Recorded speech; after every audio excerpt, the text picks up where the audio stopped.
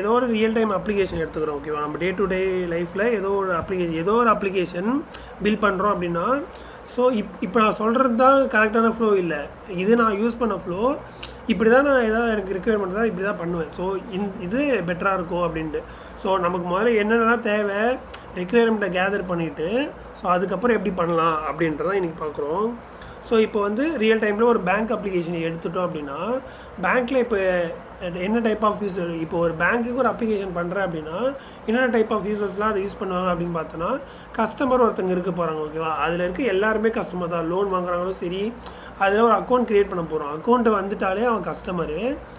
அடுத்து கன்சல்டன்ட் ஒருத்தங்க இருப்பாங்க. நமக்கு ஏதாவது கொரிஸ் இருக்குது அப்படின்னா கன்சல்டன்ட்டை கேட்க போகிறோம். அது இல்லாமல் இப்போ நம்மளோட அக்கௌண்ட்ஸ் மெயின்டைன் பண்ணுறது எல்லாமே அவங்க பார்த்துப்பாங்க. அது இல்லாமல் அட்மின் ஒருத்தவங்க இருப்பாங்க கரெக்டாக. அட்மினோ இல்லை மேனேஜரோ யாரோ ஒருத்தர் இருப்பாங்க. இந்த 3 யூசர்ஸ் தான் இருக்க போகிறாங்க ஒரு அப்ளிகேஷன் தான் கரெக்டாக. ஸோ இப்போது இந்த ஃபங்க்ஷனாலிட்டிஸ் ஒரு அப்ளிகேஷன் இருக்குன்னா இந்த யூசர்ஸ் பெர்ஸ்பெக்டிவ் வச்சு தான் அந்த ஃபங்க்ஷனாலிட்டியே இருக்கும். இப்போ நம்ம ப்ராடக்ட்டில் 3 யூசர்ஸ் அப்படின்னா அப்போ 3 டைப்பாக இந்த ஃபங்க்ஷனாலிட்டிஸை பிரிக்க முடியும். இப்போ ஃபஸ்ட்டு வந்து கன்சியூமர் இருக்குது, அதாவது கஸ்டமருக்கு. கஸ்டமரோட ஃபங்க்ஷனாலிட்டி என்னெல்லாம் இருக்கலாம். நம்ம ஒரு அப்ளிகேஷன் யூஸ் பண்ணுறோம், நம்ம அதில் என்ன பண்ணுவோம், நம்ம வந்து டெபாசிட் பண்ணுவோம், அதில் மணி போடுவோம். அப்படி இல்லைன்னா என்ன பண்ணுவோம், வித்ட்ரா பண்ணுவோம், அதுலேருந்து மணி எடுக்க போகிறோம் கரெக்டாக. அப்படி இல்லை அப்படின்னா நம்ம ஃப்ரெண்டுக்கோ யாருக்கோ வந்து மணியை வந்து சென்ட் பண்ண போகிறோம். அதே மாதிரி ரிசீவ், நம்ம அனுப்புகிற ஃப்ரெண்டை அவன் ரிசீவ் பண்ணுவான், இல்லை நமக்கு யாராவது அனுப்புனா நம்ம ரிசீவ் பண்ணுவோம் கரெக்டாக. அந்த ரிசீவ் பண்ணுற ஃபங்க்ஷனாலிட்டி எழுதுகிறேன். அதை தாண்டி என்ன பண்ணலாம், என் அக்கௌண்ட்டில் எவ்வளோ பேலன்ஸ் இருக்குதுன்னு என்னால் பார்க்க முடியும் கரெக்டாக. அது இல்லாமல் என்ன பண்ணலாம், டிரான்சாக்ஷன் ஹிஸ்ட்ரினா இப்போ நான் இந்த டெபாசிட் பண்ணியிருக்கேன், வித்ட்ரா பண்ணியிருக்கேன், சென்ட் மணி கொடுத்துருக்கேன், ரிசீவ் பண்ணி கொடுத்துருக்கேன். இந்த 4 ஆப்ரேஷனில் என்னெல்லாம் நான் பண்ணியிருக்கணும் அதெல்லாம் நான் ஹிஸ்ட்ரியாக பார்த்துக்கலாம். ஸோ இவ்வளோ மணி நான் இதுக்கு அனுப்பியிருக்கேன், இதை அந்த மாதிரி என்னால் சொல்ல முடியும். ஸோ அதை தான் வந்து டிரான்சாக்ஷன் ஹிஸ்ட்ரின்னு சொல்கிறாங்க. அதுக்கப்புறம் ஒரு அப்ளிகேஷன் எடுத்துகிட்டா நமக்குன்னு ஒரு ப்ரொஃபைல் இருக்க போகுது கரெக்டாக. ப்ரொஃபைல்லாம் என்ன இருக்க போகுது, நேமு, ஏஜு, நம்மளோட அக்கௌண்ட் நம்பரு, அந்த மாதிரி சில டீட்டெயில்ஸ்லாம் இருக்க போகுது.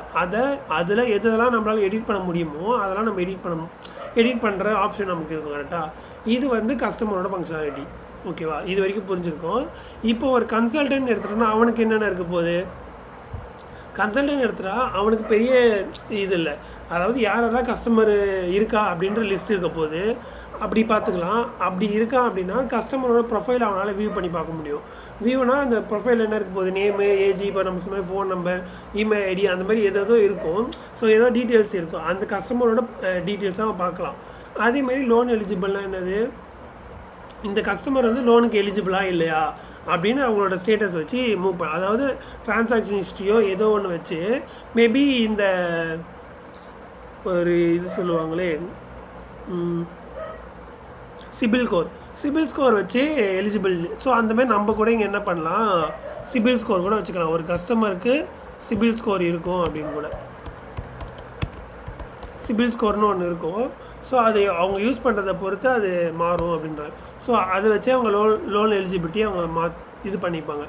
அடுத்து அட்மின் எல்லாம் மேனேஜர், அவரோட வேலை என்னென்னா ஒரு அப்ளிகேஷனில் வராங்க அப்படின்னா கஸ்டமர் ஆட் பண்ணுறது ஓகேவா. அதேமாதிரி கன்சல்டன்ட் ஆட் பண்ணுறது, அவங்களோட சைடில் எம்ப்ளாயி ஆட் பண்ணுறது. கஸ்டமர் யாராவது போகிறாங்க அப்படின்னா கஸ்டமரோட டீட்டெயில்ஸை ரிமூவ் பண்ணுறது. அதேமாதிரி கன்சல்டன்ட் யாராவது வேறு இதுக்கு ஷிஃப்ட் ஆகிறாங்க அப்படின்னா அவங்கள ரிமூவ் பண்ணுவாங்க. அதேமாதிரி கஸ்டமரோட லிஸ்ட்டு மொத்த லிஸ்ட்டும் அவங்களால பார்க்க முடியும். அதேமாதிரி கன்சல்டன்ட் லிஸ்ட் யாரெல்லாம் இதில் கன்சல்டன்ட் இருக்காங்கன்னு பார்க்க முடியும்.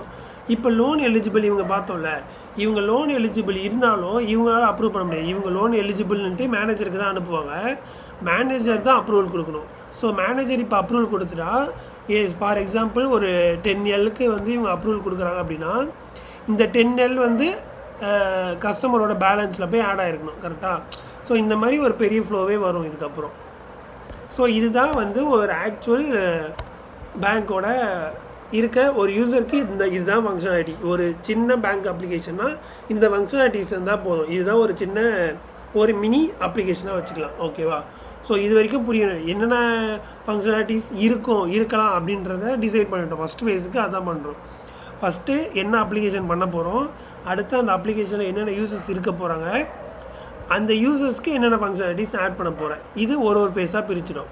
இப்போ இது வரைக்கும் உங்களுக்கு புரிஞ்சிருச்சுன்னா இப்போ அந்த ஃபங்க்ஷனாலிட்டிஸை ஒன்று நம்ம எடுக்கிறோம்.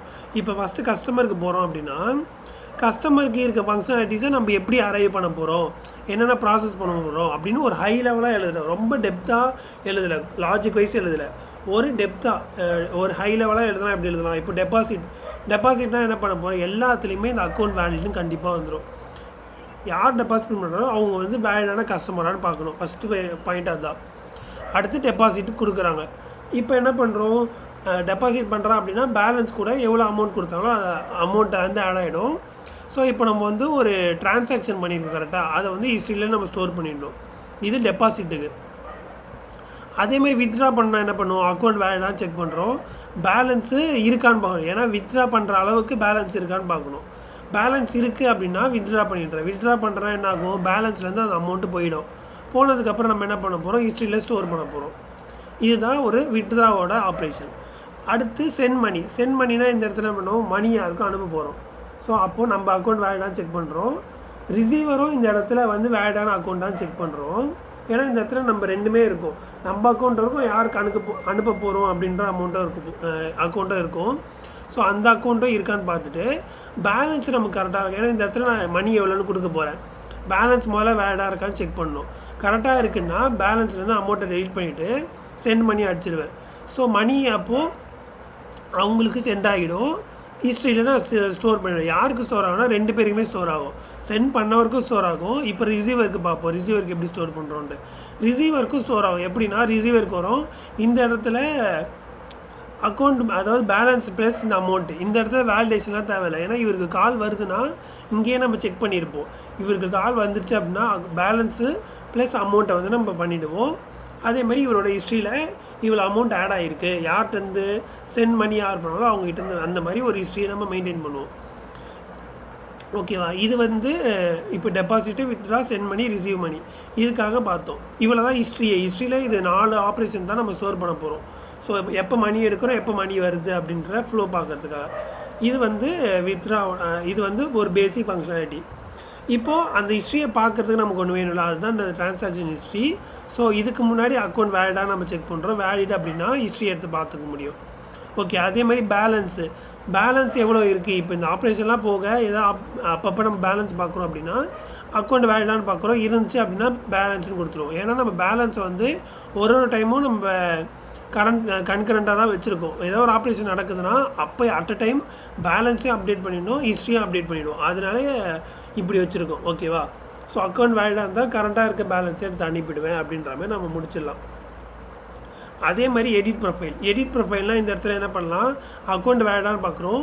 எடிட்டபிள் கண்டென்ட்டை மட்டும் அவனால் மாற்ற முடியும். ஃபார் எக்ஸாம்பிள் நேமோ இல்லை ஃபோன் நம்பரோ இல்லை இமெயில் ஐடி, அந்த மாதிரி ஒரு எடிட்டபிள் கண்டென்ட்ஸ் எதாவது இருக்குன்னா அதை மாற்ற முடியும்.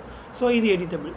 ஸோ இது வந்து யூசருக்கு, கஸ்டமருக்கு. இப்போது கன்சல்டன்ட் போகிறோன்னா என்ன பண்ணுவோம், கன்சல்ட்டுக்கு நம்ம என்ன கொடுத்துருக்கோம், customer list, customer profile, loan eligible.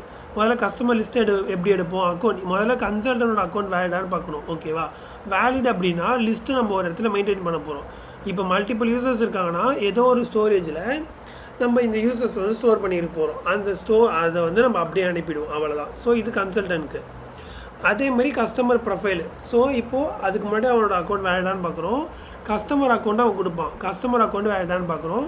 ரெண்டுமே வேலிட் அப்படின்னா அவனோட ப்ரொஃபைல் அனுப்ப போகிறோம், அவ்வளோதான். ஸோ நம்ம ஒரு இடத்துல ஸ்டோர் பண்ணியிருக்கோம், ஸ்டோரேஜ்லேருந்து இந்த கஸ்டமரை மட்டும் நம்ம எடுத்து அனுப்பிடுவோம். அது எப்படி அனுப்புவோம்னா அதுதான் நம்ம அந்த டிசிஷன்லாம் நம்ம இன்னும் ஒரு டெப்த் லெவல் போகிறப்போ உங்களுக்கு தெரிஞ்சிடும்.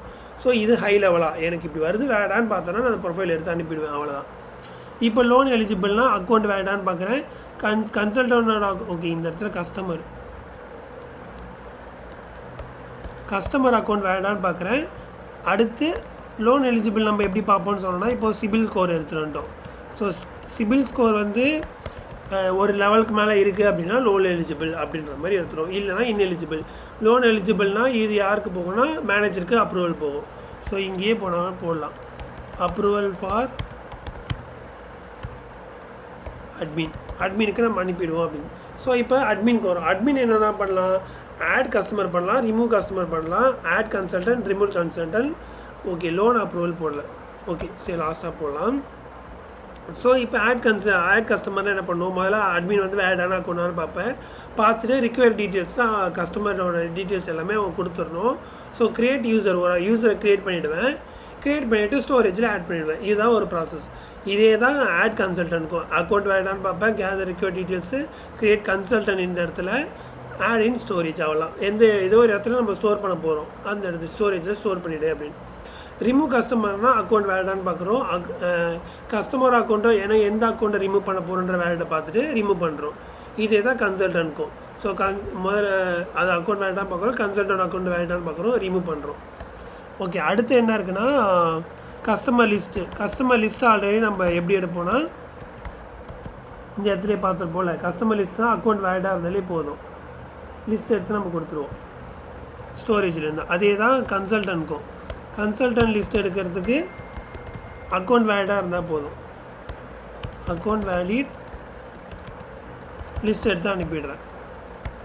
அடுத்து லாஸ்ட்டாக என்ன இருக்குது, லோன் அப்ரூவல்.